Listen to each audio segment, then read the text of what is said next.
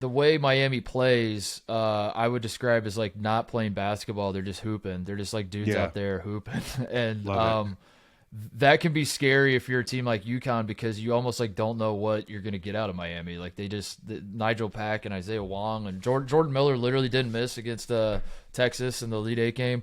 Like these guys just play so free and loose that if Miami does not miss, like it felt like they didn't miss against Houston, and they didn't miss from the free throw line against Texas. Like they're a scary team for that reason. But UConn, if every team brings their A game, UConn wins this thing pretty easily. All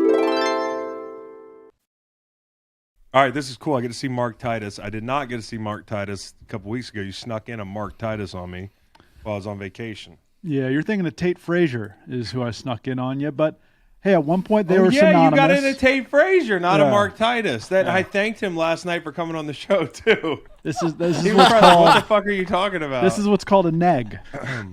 Welcome on Mr. March, Mark Titus. I was on vacation, and I told you I don't listen to the shows. Yeah. It's good to be back. After such a short stint. Thanks for having me, guys. I feel like did we try to get Mark Titus? Did you try to get Titus and then Tate, or did you try to get Tate and then Titus? Good spin. I think what we talked about was we'll go Tate, right in front of the big ringer announcement, and then when the tournament really starts going, we'll get the big guy. That's today. Yeah, that's today. Okay. Where do you guys land in the divorce is the question people are having. This happened to Tate and I, and it will continue to happen the rest of our lives, so don't feel too bad. That I get people that tweet at me all the time that I talk about North Carolina too much, and we get it. You went to North Carolina, shut the hell up about North. And I'm like, I think you might have the two of us confused. So yeah. No, I land squarely in the middle. I want to spend time at both their houses. Pick me up on Friday. Two and Christmases. I'll just be happy to be there. Yeah, no, I get 2 Christmases. I'll let you know in about 20 minutes. Let's see how this goes. Oh, this is good. Hey, if your Lady Buckeyes can get the Hokies tonight, then it's Titus. Oh, yeah. Let's go. Let's go. We're aligned there for sure. Because you know the thing about the national championships. You know the thing, right? I'm well aware. Yeah, I remember my trip to Charlottesville. All of the UVA people pointing that out to me over and over. We like to point that out. But they won. Correct me if I'm wrong. They've won like a fishing championship. Or is that Oklahoma's? Yeah, no, you're right. Yeah, Tech won an individual. Until there's 2 guys with 1 hook on one fish, 2 guys, 2 hooks on 1 fish. It's not a team sport. Correct. Not recognized by the NCAA. No, it doesn't count. I think they won like gardening as well or something. But K-State obviously out, so they don't get a shot. They're the other team without a national championship, strangely. But yeah, please take care of that tonight. How do you feel about that game?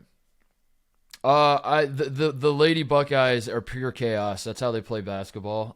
So I think when we're an underdog, I like it. When we're favored, I hate it. So I think we're a slight dog, and I think Virginia Tech's the 1 seed. So I like that. I mean, we beat the hell out of UConn, and no one saw that coming. If we can hand UConn their asses, I'm sure Virginia Tech's no problem. But I got to be honest, fellas, I haven't crunched the Virginia Tech women's basketball tape this year. Yeah, I haven't been crunching it either, but I'm going to crunch it tonight. I'm going to put some chickens on that game right now.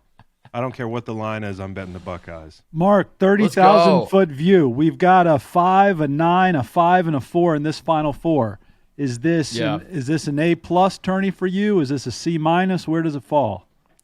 I give it a B-plus. I think we needed like one big we need like a 1 or 2 seed, I think, in the Final Four. UConn's playing like a 1 seed. UConn looks like a 1 seed. Yeah. So, but I'm fine with the teams that are in it though, because I don't think any of these. I don't think San Diego State, Miami, or Florida Atlantic are Cinderellas, even though their seeds kind of feel like they might be. I feel like all 3 of these teams. I mean, Florida Atlantic led the country in wins this year, and they've been a very good team all year. Miami won the ACC. San Diego State has one of the best teams they've had in a long time. So it's not like I think if we looked up, and this doesn't feel like Butler VCU to me in 2011 when that was the Final Four game, and everyone was like, man, I really enjoyed cheering for these teams on the path here, but now that Final Four Saturday is here, I have to watch Butler play VCU in a Final Four game. Right. I don't feel that way about San Diego State, Florida Atlantic, even though I'm sure a lot of people do, because San Diego State plays very, very ugly basketball. I like watching San Diego State because what's that? Yeah. Stockholm syndrome. You've been indoctrinated, yeah. So yeah, I know you compared San Diego State to Virginia. Is this the Final Four? Is it bad for business for the NCAA? Because like Miami snuck in, it could have been Texas. The Final Four is in Houston. Yeah. I know Texas would have traveled really well, but Miami's probably going to travel well. Like from a TV standpoint and from like a ratings and ticket sales standpoint, is it just a big shit show for them? I think it probably is, yeah. Yeah, which I think if you're a fan of one of these four teams, you get very mad when people start talking that way because you obviously care deeply about what's going on. And I care. Like, I think these are good teams, and it's going to be a great Final Four in terms of the quality of basketball. But, I can't imagine ticket prices are going to be through the roof, especially coming on the heels of last year's Final Four with Duke, Carolina, Kansas, and Villanova. And Coach K's final game. And all, I mean, like, the whiplash of – going from that to this is I'm curious what the crowd will be like, because you're right, if Houston or Texas was in it, I think there's some juice to it, having the local flair, but I can't imagine three schools making their debut trips. UConn will show out, they always do, but I don't know if that's going to be enough to like make this a hot ticket. I don't know. They are playing like a 1 seed. Like you watch them against Gonzaga and they look like a national championship team. Can anybody beat them left in this thing? I think with UConn, it's kind of them beating themselves. Now, Miami, the way Miami plays, I would describe as like not playing basketball. They're just hooping. They're just like dudes out there hooping.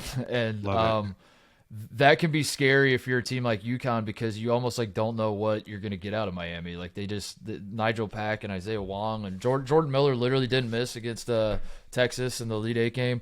Like, these guys just play so free and loose that if Miami does not miss, like it felt like they didn't miss against Houston, and they didn't miss from the free throw line against Texas. Like they're a scary team for that reason. But UConn, if every team brings their A game, UConn wins this thing pretty easily. It's just, UConn can.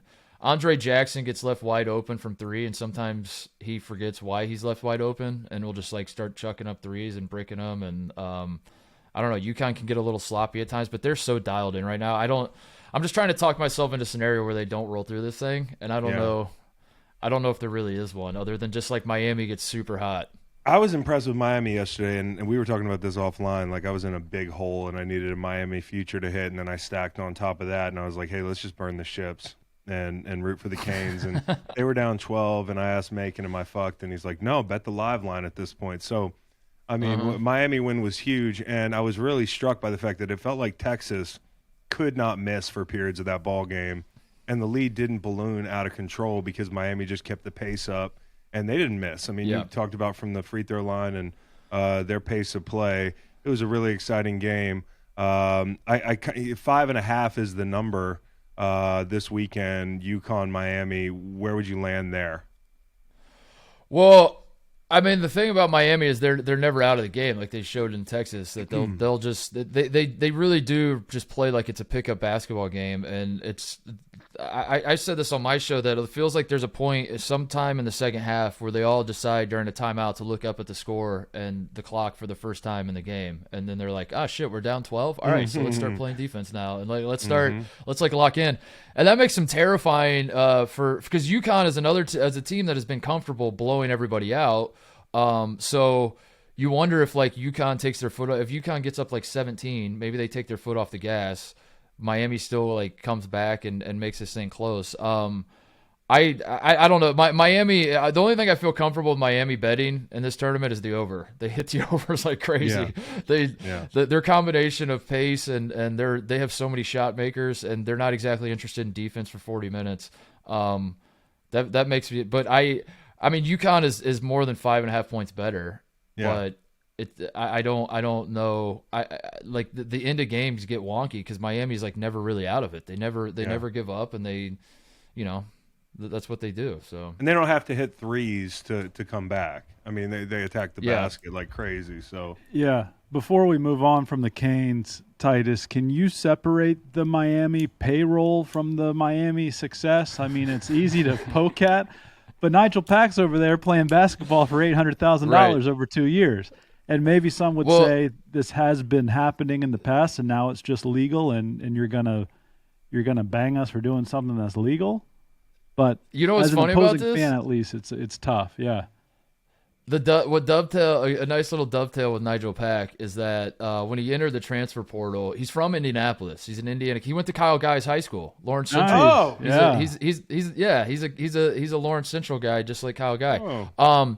So when he decided he wanted to transfer from Kansas State, there was a belief around Purdue's program that they could get him because Purdue was in desperate need of a guard, of like a lead guard for March moments, and that's what Purdue needed badly. They thought they were going to get him. He gets an offer for $800,000 to Miami. Purdue's like, we don't play that game. We don't have $800,000. We have Neil Armstrong statues.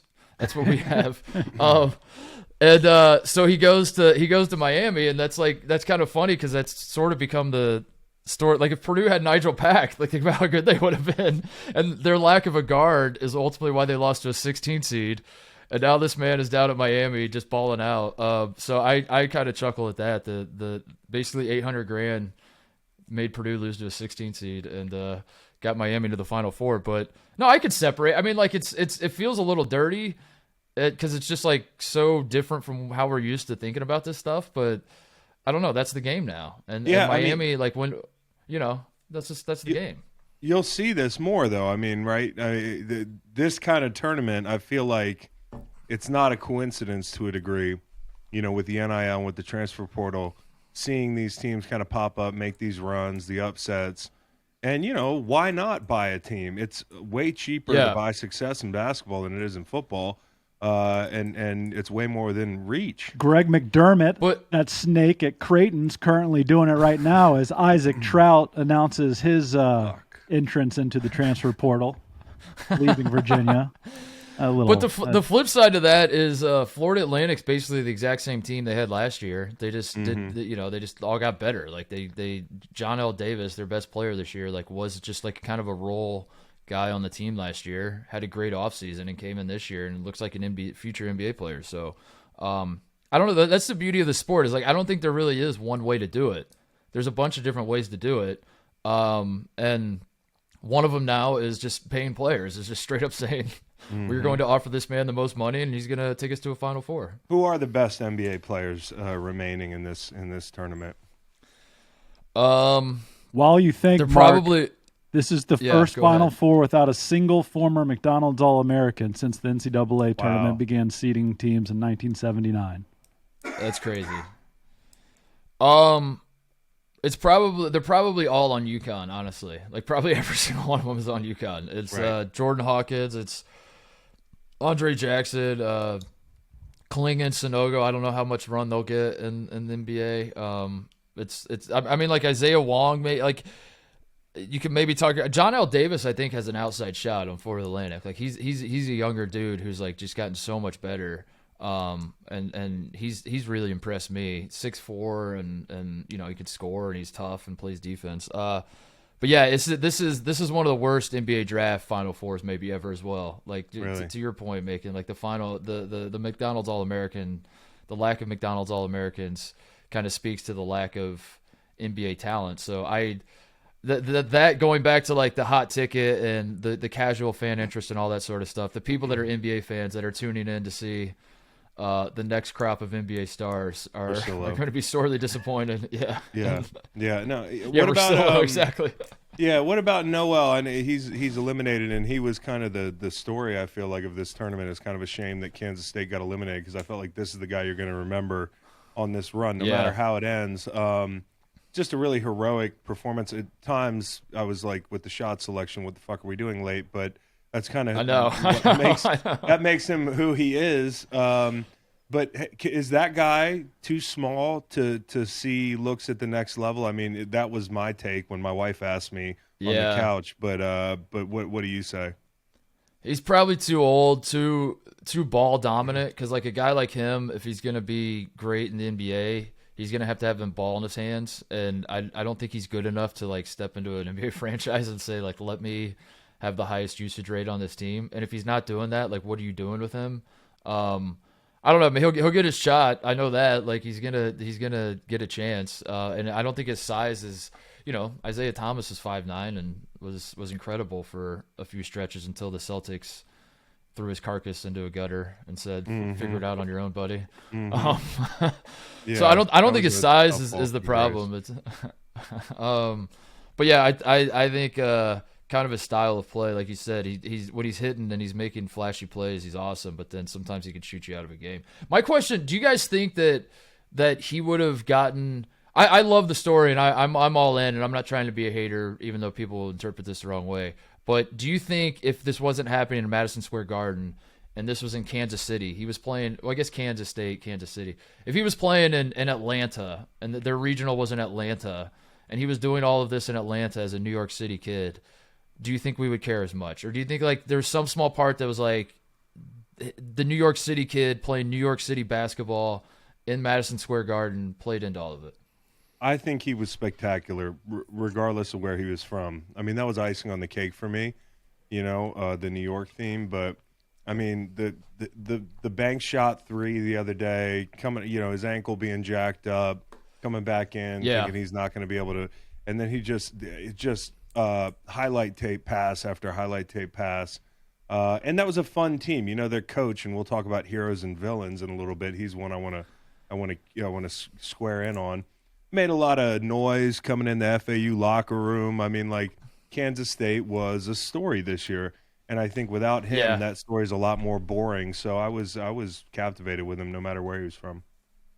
Yeah, I think a no-look pass in traffic is a no-look pass in traffic, whether it's in New York or Atlanta. Yeah. But hey, we had the mic'd up brother in the stands, for crying out loud. Oh, I know, that was crazy. I've never seen anybody that. Well, I don't know if they mic people up in the stands a lot. No, I don't think that's a thing. But Jerome Tang is an interesting test study for this hero or villain. Okay, hero or villain. Yeah. Well, let's do hero or villains. Let me just get the K-State thing clear. They had nobody returning. Is that right? Was it nobody? Basically nobody. To be last in the Big 12. They were basically last. Yeah, they were not supposed to. Nobody on the roster was committed to K-State out of high school. I think that's what it is. Yeah, and this guy's former Baylor assistant, charismatic, wearing the lavender get-ups. I say villain. I think he's trying so hard to be a hero that he's hiding something. I'm with you. I don't trust him. Now, he might be a great guy, and I could be wrong, but from where I sit, it's like wolf in sheep's clothing. I think you guys have a good read on this. I think this year in a vacuum, if Jerome Tang retires tomorrow and we never see him again, he's definitively a hero. But I think as his career progresses, there are going to be some cracks in the dam, and you're going to say, like, going into the locker room is a good one. Like if Coach K does this, obviously, and he has in the past, we kill him for it. Jerome Tang has been mostly likable this year, though, so like. He but as his career continues and he keeps doing this sort of stuff, and there keeps being a little like he's very likable until there's like some moments where you're just like, that was weird. It seems a little political going in the other team's locker room. The cameras are going to pick that up. Coach K move, yeah, it's a Coach K move. And if I'm an FAU coach, if I'm Dusty May, hero, I'm thinking like these are my fucking guys. You think Dusty May's a hero? Yeah. Okay. How about Dusty Eric May's a hero? Musselman's a hero. Muss? Yeah. No? This is going to be complicated for the Barstool employee, but I know. I like my coaches with their shirts on. Okay. No, I think Muss is the villain that you like to cheer for. That's how he's like the anti-hero, I think. He's definitively a villain in college basketball because he talks a ton of shit. Every time his team loses, he's like berating the refs and like Arkansas fan. I had an SEC person tell me one time that Eric Musselman, since he's gotten to Arkansas, has not lost a game. It's the refs have blown it for him. It's like every single time. But at the same time, there's something charming about him, and he's very authentic. So, I do genuinely believe that Muss is authentic. I believe that like what you're seeing is like who that guy is. It's just whether you like the guy. So I my read on him is like he's an anti-hero. He's like definitively a villain in college basketball, but there's something about him that's you want to cheer for nonetheless. If that makes sense. Do you need to have a conversation about Dusty May, because he's Dusty May? I mean, Carolina would be well served to fire Hubert Davis, a.k.a. Matt Doherty, right now and hire a guy like Dusty May. Well, I don't like the way he wears his Q-zip, honestly. That's true. That is a problem. I thought it was better this weekend slightly. Yeah, but you see what I'm talking about. I do. Yeah, it's like, what the fuck are we doing? And the interviews were weird until this weekend. He was also a student manager under Bobby Knight. Yep. So there's that. I don't know. There's a little trace of villain. Jim Larinaga, hero. Yeah. Jesus. How are you thinking about it? Well, I just, he's more of a killer than he lets on. Like, it's just, Grandpa is taking us to a Final Four. Yep. Like, he's born and bred, New York cat. Yeah. On the public courts. He took off the edge. Yeah. Well, he's also, he's got a payroll of several $1 million on the club. I like Jim Larinaga. The suckers, we've talked about the suckers. His tongue couldn't be more red. I'll say hero. I'm just saying it's not as definitive as you. Okay, Mark Few. Wow. Let's talk. The thing. What is it? A tilde on the N in Larinaga? Yeah. I think that's new since he got to Miami. Oh. He gets to South Florida, and now he's Jim Larinaga. He was Larinaga. Larinaga in George Mason. Yeah. Just look out for Jim. Okay, talk to me about, first off, is Mark Few a hero or a villain, Titus? And then are the Zags going to hit a bump in the road here without Drew Timme and some of the guard play that they've been accustomed to having? He's a villain, right? He's got to be a villain. The DUI put him over the and I think there's like if you're going to get a Dewey, you want to have 3 German Shepherds in the car. And I watched the DUI video last night in preparation for this segment, and I had never seen it. That guy has got a lot of ankle injuries. Okay, he couldn't do any of the field sobriety tests because of his ankles and his knees. LCL, PCL. He's got weak ankles. Half the video was the cop learning anatomy, and then when it was time for him to do like the follow the finger with the nose thing, he couldn't do that anyways because of his ankles either. Yeah. So I don't know what to make of that. What do you say? I think there's also an element of Mark Few stepping into the chair of like I am the figure of coach. Didn't he like testify in front of Congress? Where he's like, I'm the voice of college basketball now that Boeheim and Kay and Roy are out. I'm going to step up and become the voice of college basketball. And I think that's a villain move because you have not earned that at all. You have not won a national championship. And for me, I like my voices of college basketball to have won a national championship. I think you have to have earned your seat at the table. So in that regard, he feels a little too power hungry for me. I feel like you have to earn the power. You don't just go take it. Now let me ask you this, because we do an all vibes team here, which you might be familiar with. It's just the guys with the best vibes in the tournament. I've taken Drew Timme 2 years in a row. I think he's got great vibes. What say you about Drew Timme's vibes? As a background, as an aside, Macon drafted who was it last year? Chet Holmgren. Thought he had better vibes than Drew Timme. Right. That's right. No. Timme's got the vibes. Timme's the vibes guy. You want to read the whole team off to see who won the draft? Sure. Yeah, I had. I got you. Okay. This year? Yeah, this year. You really drafted Elijah Martin?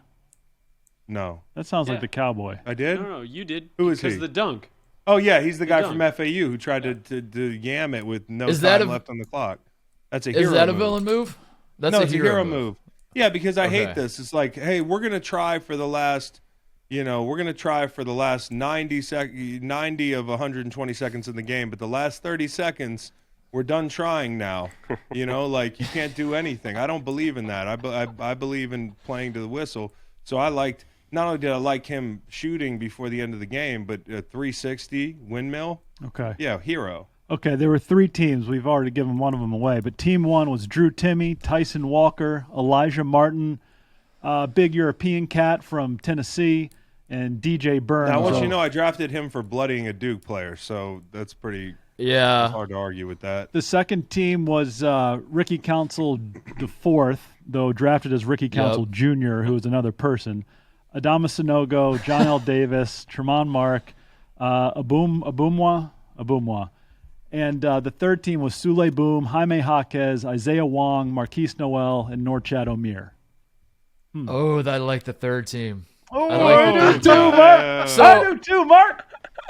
I think the first team was Chris. Chris, that was your team, the first team? Yeah, that was my team. You know I drafted the big guy from NC State.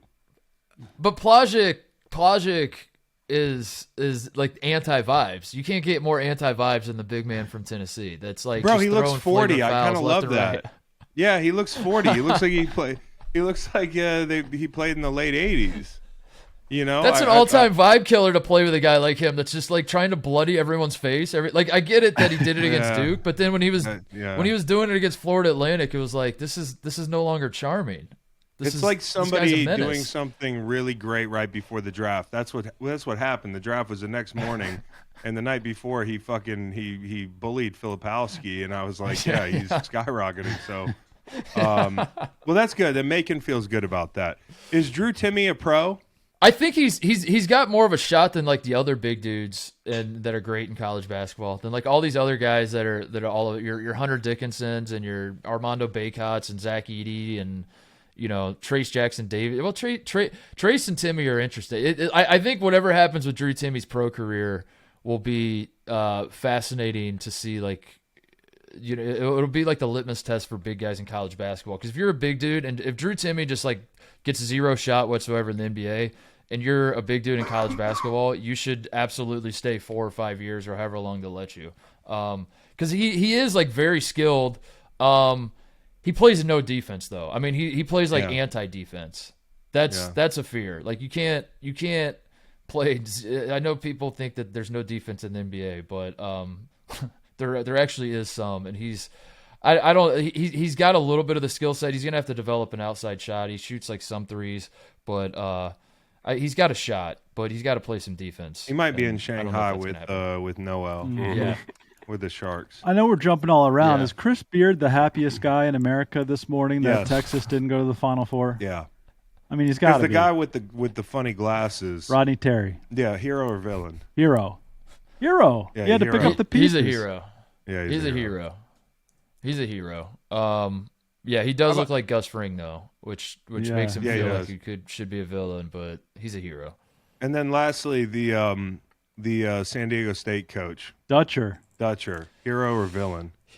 He's just a goober, so I think he's a hero from that regard. But like, have you seen this guy do interviews? He's just like He's just a big time goober. I don't know how he doesn't have an evil bone in his body. I don't think, unless you want to make the argument that he's like hiding it, that he's like, somehow like just putting on an act. But I don't know. I think he's a hero because he's just like a very happy to be here type of guy. I might say villain just because of stealing the Fab Five to Michigan. He's often credited with getting those guys to Ann Arbor. And that, as you may know, is pre-NIL. Yep. And they some banners don't hang forever. Then I guess Sean Miller's a hero. Yeah. He was a pioneer. It was just, did he do something I don't know about?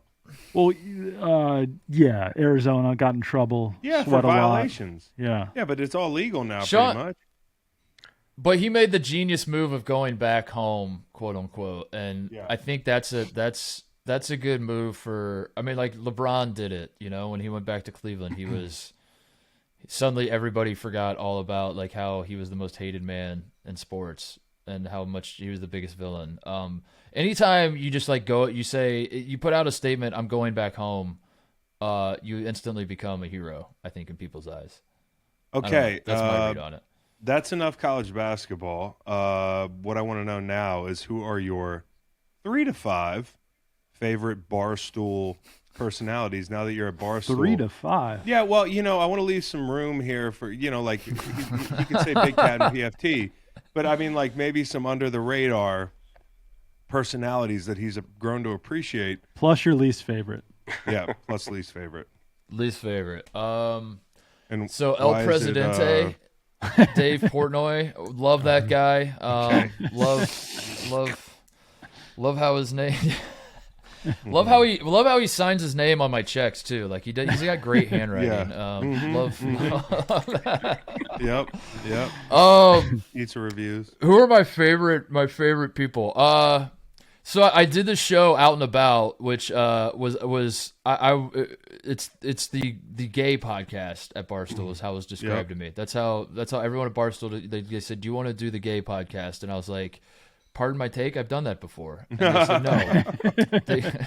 They said, "Do you want to do Out and About?" It's someone described it to me as aggressively gay, is what they said, and I was like, "Yeah, sure, let's do it." I had no idea what I was stepping into, but then Joey and Pat were like the two funniest dudes I've ever done a show with. I saw the highlight tape of Titus on that show. It was one of the funnier things I've seen this year. Yeah. It was wild, and I knew kind of nothing about those guys. Pat, I had been told, was the best basketball player in the office. Again, I wasn't sure if people were joking because you never know who's doing shtick and who's like being serious at Barstool.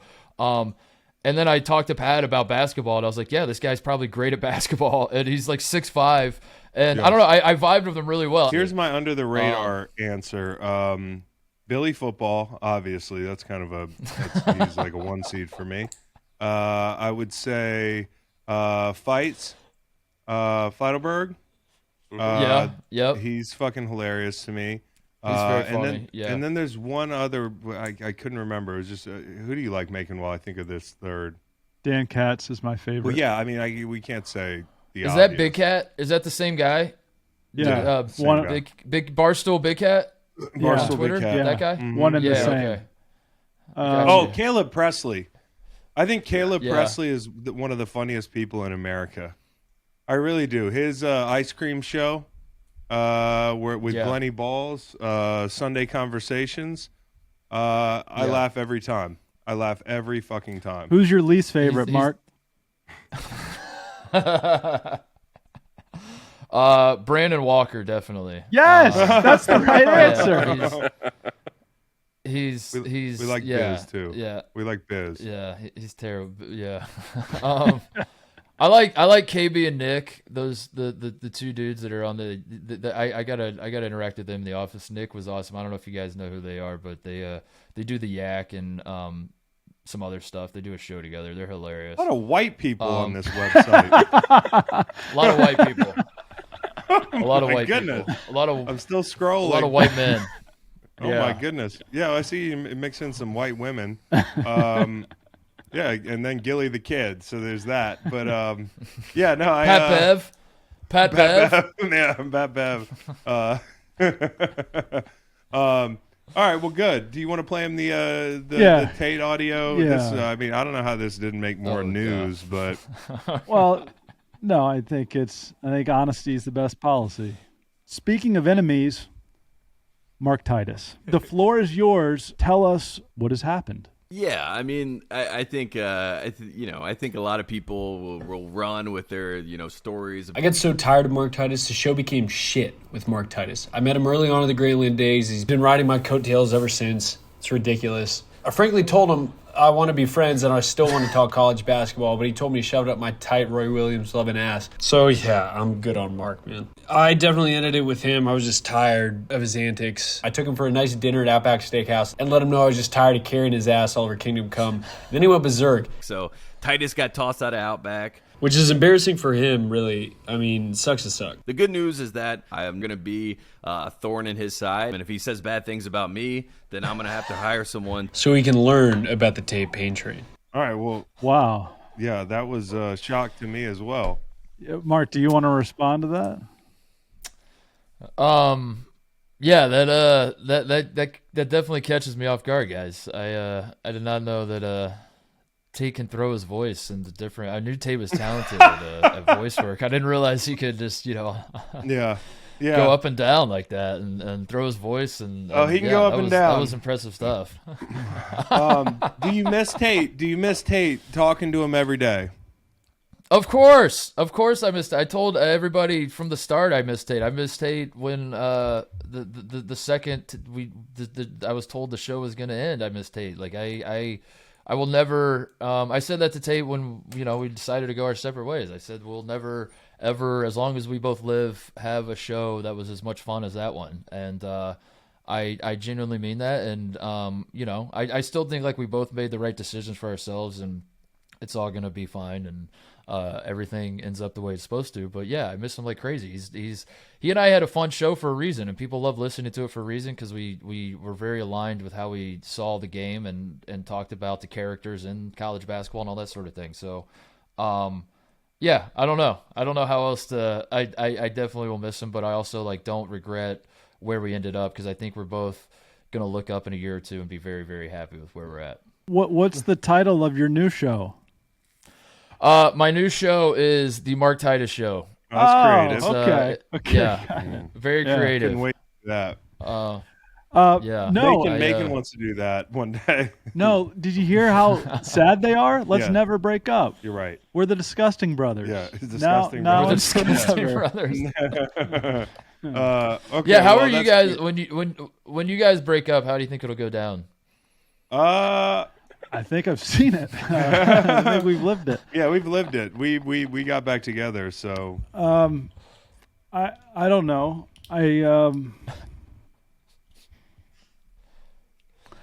I think if we were to stop doing the podcast together, we'd probably stop doing real estate as well, which would be a big deal.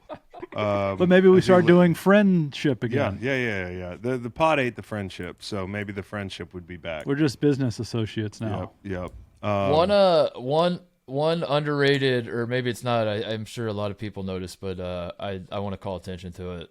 Funny thing about the end of Tate and I show was that Tate's internet cut out. The last show we ever did, Tate's internet cut out for the last minute. And I basically monologued the last part. I was saying goodbye anyway. I was signing off anyway. But his internet cut out and he texted me and was like, dude, I can't get my internet restarted. You just want to say thanks for listening. See you guys, whatever. And I was like, yeah, I got it. So, he and I are very vocal about how I've never met a human being better at an Irish exit than Tate. And he might say the same thing about me. We are not the Disgusting Brothers. We're the Irish Exit Brothers, where we'll go to parties and we'll just kind of give each other eyebrow raise, and then we're both out the door and don't say goodbye to anybody. And I thought that was kind of poetic that Tate Irish exited the show by his internet falling out, and then we never. You're telling yourself on Zoom that you love the show, and there's nobody on the other end to reciprocate. There's no one else on the other end. I was just sitting, and I was like, all right, see you guys. But at that point, I didn't realize it was our last show. I thought we were going to do another, I thought the show was going to continue. So I didn't think anything of it. But looking back on it, that's pretty funny that that's how it ended, was his internet cut out. And I stole the final minute of the show. When you get divorced, a lot of times there's a list of people that you don't want your wife or husband to marry. If Tate ever did a show with insert name in the blank here, you would be devastated. Macon. It's Macon. But thankfully he hasn't done that, and I've done 2 shows now with you guys. So if you guys ever have Tate on, we'll get you back for a third time soon. Thanks again for stepping in while I was out. He's reading the text what the fuck is wrong with this guy? Mark Titus, appreciate you joining us, buddy, and congrats on a new gig. Thanks, guys. We'll love your show, and we'll always come on and appreciate you. Have some fun. So thanks for having me. You, buddy. Okay. Love you, Mark. Love you. Talk to you soon. Listen to the full podcast on Spotify, Apple Podcasts, and other podcast streaming platforms. Wherever you want to get the podcast, you can get the podcast. Pretty simple. New episodes every Monday, Wednesday, and Friday. Don't forget to like and subscribe for more content. Podcasts get pretty wild. This is real tame.